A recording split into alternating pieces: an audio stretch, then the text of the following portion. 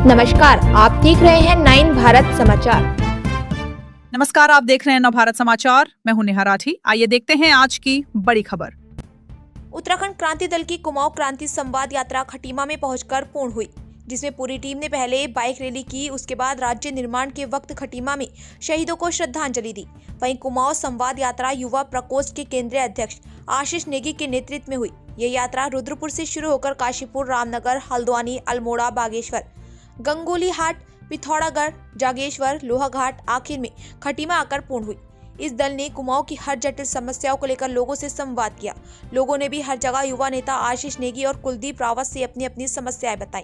साथ ही संगठन की मजबूती के लिए इस यात्रा को बहुत अहम माना जा रहा।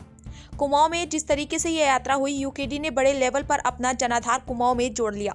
वहीं युवा प्रकोष्ठ के केंद्रीय अध्यक्ष आशीष नेगी ने मीडिया से रूबरू होते हुए बताया कि उत्तराखंड में कांग्रेस व भाजपा सरकारों पर निशाना साधा और कहा कि उत्तराखंड पर शहादतों के बाद उत्तराखंड का निर्माण उत्तराखंड क्रांति दल द्वारा किया गया, पर दुर्भाग्यपूर्ण कांग्रेस और भाजपा की सरकारों ने उत्तराखंड को प्राकृतिक संसाधनों को जमकर लूटा। आज उत्तराखंड में भ्रष्टाचार, अराजकता चरम सीमा पार कर चुकी है। आज पहाड़ का युवा दर-बदर ठोकर खाने को मजबूर है और महिला अपराध में इजाफा हुआ है तथा उत्तराखंड में बाहर के लोगों को रोजगार व स्थानीय लोगों को बेरोजगारी की कगार पर ला खड़ा किया। आशीष नेगी को कहा, कुमाऊं क्रांति संवाद यात्रा का उद्देश्य उत्तराखंड के युवाओं को जगाना है तथा अपने हक और अधिकारों को पाने के लिए उत्तराखंड में क्रांति दल की सरकार बनना बेहद जरूरी हो गया। देखिए, हम कुमाऊं क्रांति संवाद यात्रा पे निकले और हमने रुद्रपुर से शुरुआत की। उसके बाद हल्द्वानी, अल्मोड़ा, पिथौरागढ़, बागेश्वर सभी जगहों से होते हुए हम खटीमा पहुंचे हैं और अपने शहीदों को हमने श्रद्धांजलि दी है। क्योंकि उत्तराखंड के 4 सिपाही हिंदू, मुस्लिम, सिख, ईसाई, यदि ये नारा कहीं पे फिट बैठता है तो वो खटीमा की इस क्रांतिकारी भूमि पर बैठता है, जहाँ पर हमारे जो उत्तराखंड के पहले शहीद हुए सलीम, रफीक, परमजीत सिंह सरदार जी और अन्य जितने भी हमारे शहीद, उन्होंने अपने आप को पहाड़ी मान के इस पहाड़ी राज्य के लिए बलिदान दिया था। जिस राज्य को की कल्पना के लिए उन्होंने बलिदान दिया, वो राज्य नहीं बन पाया।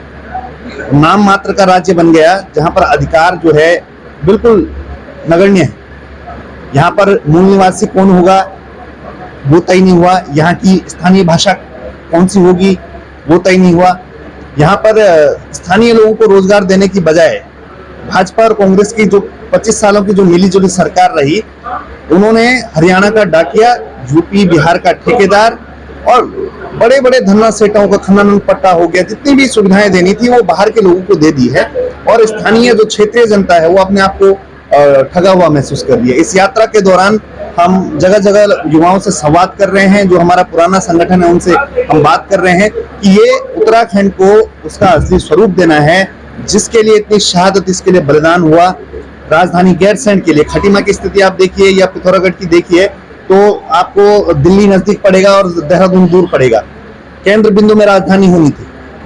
बहुत सारे बुनियादी मुद्दे हल नहीं हो पाए हैं। जनता में एक उबाल है और उस उबाल को समेटने के लिए हम लोग इस यात्रा पर निकले थे और जो यात्रा जो आज समापन यहाँ पर होगी खटीमा में, इसके बाद हमारे जो जन जागृति अभियान है वो हर जगह निरंतर जो हमारा संगठन बना है वो कर रहे हैं। पार्टी की बिल्कुल लड़ेगी, पार्टी बिल्कुल लड़ेगी 70 सीटों पर। कोई बड़ी बात नहीं, हमारे हर सीट पर 3 से 4 प्रत्याशी इस समय तैयारी कर रहे हैं, जो कि बहुत अच्छे संकेत हैं और जनता में स्वीकार्यता बन रही है।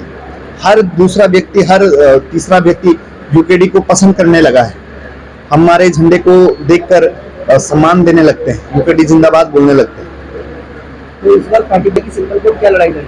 देखिए, बात सिंबल की नहीं है, बात है इस समय अधिकारों की।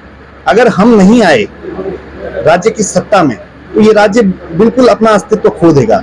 ये जो जहर घोलने वाली राजनीति है, धार्मिक उन्माद इस राज्य में पहली बार देखने को मिला है। जिसे सनातन की भूमि बोला जाता है, वहां पर हिंदू सम्मेलन किए जा रहे हैं और पहले धर्म में बांटा गया, उसके बाद यूजीसी लाकर जातियों में बांटा गया। पर जो विकास के जो मुद्दे हैं, जो बुनियादी मुद्दे हैं, वो बिल्कुल गौण हो गए। तो हमारा आना बहुत जरूरी है। हम जितना कमजोर हुए हैं, यहाँ का मूल निवासी उतना कमजोर हुआ है। जैसे कि पार्टी के पास सिंबल नहीं है, चुनाव है, सिंबल नहीं का।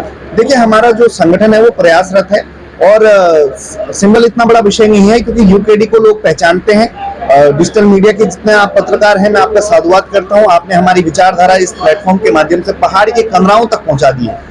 जहां हमें उम्मीद नहीं होती है वहां भी हमें लोग पहचानने वाले, स्वीकारने वाले मिल जाते हैं। तो चुनाव चिन्ह इतना बड़ा विषय नहीं है। हालांकि जो हमारे केंद्रीय अध्यक्ष जी हैं सुरेंद्र पोखरेती जी, वो उस विषय में बिल्कुल चिंतित हैं और वो उस दिशा में काम कर रहे हैं कि क्या हमारा चुनाव चिन्ह वापस मिलेगा या नहीं मिलेगा, या हमारा चुनाव चिन्ह क्या होगा। उतना महत्वपूर्ण चुनाव चिन्ह नहीं है।